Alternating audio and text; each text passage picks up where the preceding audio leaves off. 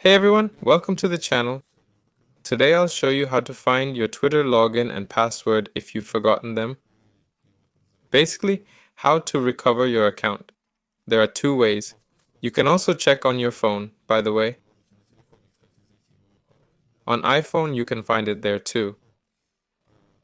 But you can also find it if you have a main Google account that you use often. Click Manage your Google account, then Security. Scroll down to the bottom where you'll see Password Manager. You can also just enter it directly. Click Manage Passwords and you'll see all your saved passwords. They usually save automatically, so that's one option. Another way is to check the browser you use most often. There you'll also find your login.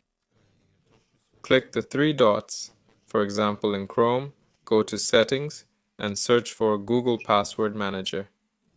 There you'll find all your passwords and logins.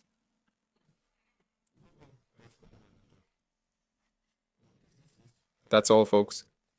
This is Velor. Hope this helped. Catch you later.